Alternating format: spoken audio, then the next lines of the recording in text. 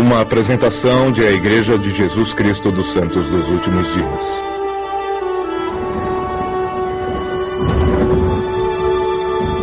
Sob a direção da primeira presidência e do Conselho dos 12. – 6 de abril de 1958. Foi uma conferência geral incomum. O tempo esfriara e a chuva caíra sem parar. Na quarta-feira, a chuva transformara-se em neve, envolvendo a praça do templo com um branco véu. Era a primeira conferência geral em um ano. Uma epidemia de gripe cancelara a conferência de outubro do ano anterior. E agora, um número recorde de pessoas enfrentava bravamente a última nevasca da estação para estar no tabernáculo com seus líderes. No domingo à tarde, um novo líder foi apoiado.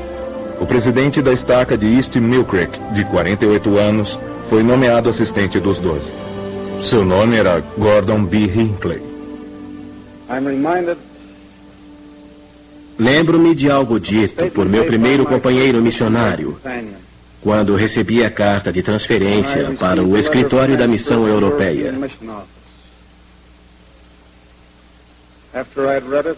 Depois de lê-la, passei-a para ele, que a leu, e então disse: bem, você deve ter ajudado alguma velhinha a atravessar a rua na pré-existência, porque não foi nada do que tenha feito por aqui.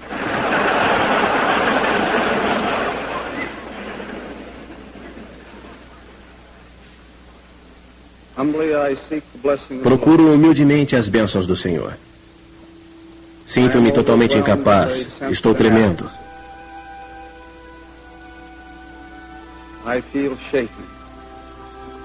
Gostaria de expressar minha gratidão a meu pai, que se encontra muito doente no hospital. Nenhum filho já teve um pai tão bom. Quero expressar também apreço por minha mãe. Digo essas coisas porque quero chamar a atenção para o fato de que todos nós, em diferentes circunstâncias, somos basicamente o resultado das pessoas que influenciam nossa vida. E hoje sinto-me profundamente agradecido a todos que tocaram a minha. Escritório do Presidente, Great Salt Lake City, 12 de abril de 1867. Elder Ira Hinckley. Estimado irmão, precisamos de uma pessoa capacitada para fixar-se e cuidar da fazenda da igreja em Cove Creek, no condado de Millett. Seu nome foi sugerido para essa posição.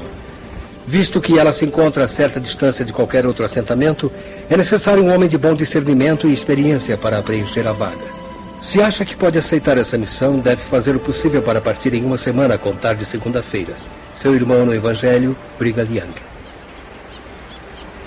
Em 1867, Ira Nathanael Hinckley saiu de casa e construiu este forte em uma campina solitária ao sul de Utah. Ao contrário dos fortes de madeira que se construíam na fronteira americana da época e que praticamente não existem mais, Ira Hinckley construiu o Forte Cove com pedra vulcânica, assentada com argamassa. As paredes da base tinham cerca de 1,20 m de espessura. Ele permanece firme 125 anos depois. Papai tem sentimentos muito fortes com relação a seus antepassados. Ira Hinckley, é claro, que foi seu avô, Brian S. Hinckley, seu pai. Seus avós maternos, os Bittner, foram uma parte importante dele, de sua vida. Ele sente por todos eles uma grande gratidão. Ele é íntegro, não há nada de pequeno nele. Foi firme na fé todos os seus dias. Ele segue o exemplo do pai e do avô, que igualmente eram íntegros. De certa forma, ele é muito semelhante ao Forte Cove.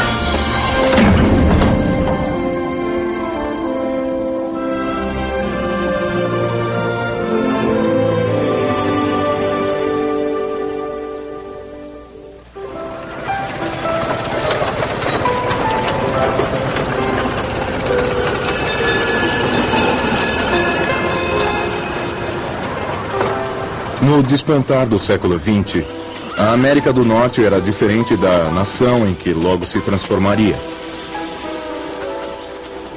Havia apenas 45 estados na União em 1900. A população total dos Estados Unidos era de 76 milhões, apenas 2/5 do que seria 6 décadas depois. O trabalhador norte-americano médio ganhava 22 centavos de dólar por hora. Os automóveis estavam começando a aparecer, mas o caminhão e o ônibus ainda estavam por ser inventados. De qualquer modo, existiam menos de 240 quilômetros de estradas pavimentadas em todos os Estados Unidos. Era uma América diferente, mais simples do que seria apenas 10 anos depois. Mas a maioria podia sentir que a mudança se aproximava. Em 1900, um jovem educador, Bryant S. Hinckley, dava aulas de administração na Academia Brigham Young, em Provo. Quando a mudança alcançou sua vida, um telefonema da liderança da igreja. Ele deveria assumir a direção da recém-criada Faculdade de Administração de Salt Lake e fazer com que ela tivesse sucesso. A família mudou-se para Salt Lake City, mas pouco depois, sua mulher faleceu, deixando-o com uma pequena família para criar. Bryant prosseguiu. Algum tempo depois, conheceu uma professora amável e competente, membro de sua equipe. Ada Bittner acabara de voltar de Chicago, onde fora treinada no novo sistema Gregg de taquigrafia. Era agora a primeira no estado a ensinar o método. A amizade entre Bryant e Ada cresceu e no verão de 1909 eles se casaram no templo de Salt Lake. No dia 23 de junho de 1910 nasceu seu primeiro filho, um menino. Deram-lhe o nome de Gordon Bittner. Com o nascimento do filho, Ada desistiu de sua carreira na Faculdade de Administração e nesse sobrado, na esquina das ruas 840 Leste e 7 Sul, Gordon foi criado em um ambiente de amor e aprendizado. Os pais de papai eram pessoas muito cultas, eles adoravam aprender. Eram ambos professores por profissão e professores talentosos. Assim, os livros e as informações eram algo que permeava a atmosfera de seu lar. Ele se lembra que havia uma sala denominada biblioteca. Ela possuía uma mesa sólida, um bom abajur, algumas cadeiras confortáveis com boa iluminação, e as paredes eram cobertas de prateleiras repletas de livros. Havia mais de 1000 volumes que seus pais haviam adquirido com o passar dos anos. Ele nos contava como aquele lugar era sossegado, que era um local para estudo. Havia livros de história e literatura, livros técnicos, atlas, enciclopédias e um bom dicionário. Bem, eu não creio que quando jovem papai tenha gasto todo o seu tempo lendo, mas estava exposto à valiosa literatura. Havia amor pelos bons livros e pelo aprendizado naquela casa.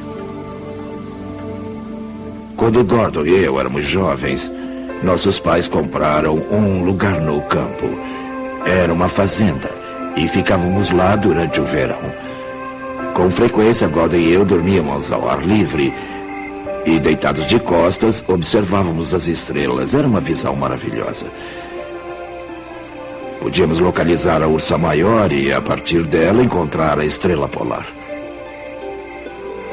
Papai falava sempre de sua juventude na fazenda, particularmente de dormir ao ar livre com seu irmão e de ficar observando a estrela polar enquanto caíam no sono, acordando durante a noite e notando que a estrela nunca se movia. E podia-se notar que mesmo na infância ele começava a manifestar qualidades como firmeza e constância e confiabilidade. Esses têm sido grandes traços de caráter que possui e creio que ele os aprecia muito nos outros.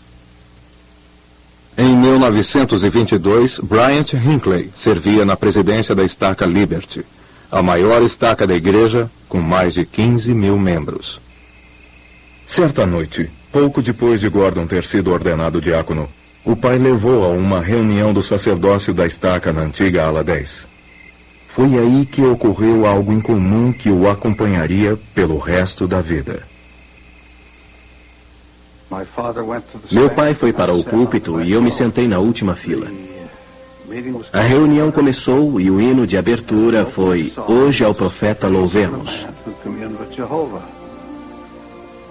Todos os homens se levantaram e cantaram. O salão estava cheio de homens.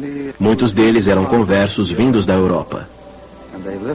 e levantaram a voz em uníssono naquele grande hino. Hoje ao profeta rendamos louvores. Foi ordenado por Cristo Jesus para trazer a verdade aos homens, para aos povos trazer nova luz. Isso tocou meu coração. Deu-me um sentimento difícil de ser descrito. Eu nunca o sentira anteriormente em termos de experiência na igreja. Senti em meu coração uma convicção de que o homem sobre quem cantavam era realmente um homem de Deus. E sinto-me grato por dizer que essa convicção que senti, creio que pelo poder do Santo Espírito, nunca mais me deixou. Ao se formar na escola secundária Sud em 1928, Gordon matriculou-se naquele outono na Universidade de Utah. Tinha vistas em uma carreira de jornalismo. E durante os 4 anos seguintes, faria todos os cursos de redação disponíveis. À noite, ele trabalhava na academia de ginástica cuidando do vestiário. Durante o verão, cuidava dos encanamentos, manutenção e sistema elétrico da academia. Aprendi a usar ferramentas, lembra-se ele. E desde esse tempo gosto muito de trabalhar com elas. Papai pode consertar qualquer coisa. Se houvesse alguma coisa a ser feita, ele simplesmente descobria um jeito de fazê-la. E se isso fosse consertar a torradeira, ele consertava. Um exemplo desse fato é que, quando eram recém-casados, mudaram-se para uma pequena cabana de verão que pertencia aos pais dele. E lá não havia uma fornalha. Então, ao contrário de algumas pessoas que diriam que não podiam morar lá por não haver aquecimento, ele disse, teremos uma fornalha, e comprou uma, leu as instruções e instalou a fornalha. E era assim que ele fazia tudo. Lembro-me de ir certo dia à casa de uma amiga e eles estavam falando sobre uma torradeira que precisava ser apanhada no concerto. Eu não pude acreditar, não fazia ideia de que havia pessoas que não consertavam torradeiras. Eu achava que todo pai fazia isso. Gordon não apenas tinha o dom de lidar com ferramentas, mas quando entrou na faculdade estava ganhando a reputação de excelente orador. Certo dia foi anunciado que o apóstolo e senador dos Estados Unidos, Reed Smoot, faria um discurso na própria ala 1. Mas alguma coisa de última hora impediu o elder Smoot de vir. Pensando rapidamente, o bispo John Duncan chamou 2 rapazes de sua ala, Robert Sontag e Gordon Hinckley, e os designou para substituir o senador Smoot naquela noite. Ele era responsável pela irrigação na fazenda da família. Ele cuidou disso, trocou de roupa e estava ao púlpito antes que uma enorme congregação chegasse para ouvir o senador Smoot. O outro orador, Bob Sontag, lembra-se de que quando Gordon Hinckley terminou seu discurso, as pessoas já haviam se esquecido do senador Smoot. O rapaz realmente os impressionara. Para os Hinckley, a vida era plena e feliz. Então, em 1930, quando a mãe de Gordon viajava pela Europa, ela começou a sentir uma dor incomum. Ao voltar, os médicos deram um diagnóstico assustador: câncer. Ela faleceu 6 meses mais tarde. Lembro-me do dia cinzento de seu enterro em novembro, disse Gordon. Ele aparentou coragem, conteve as lágrimas. Mas por dentro as feridas eram profundas e dolorosas. Daquele dia em diante, levou consigo a compreensão profunda daqueles que perdem um ente querido. A pequena família tentou voltar à vida normal. Gordon mergulhou em seus estudos universitários e em 1932 formou-se em inglês e em línguas antigas. A turma de 1932 entrou em um mundo que se debatia nas profundezas da Grande Depressão. Quase metade dos bancos do país havia falido.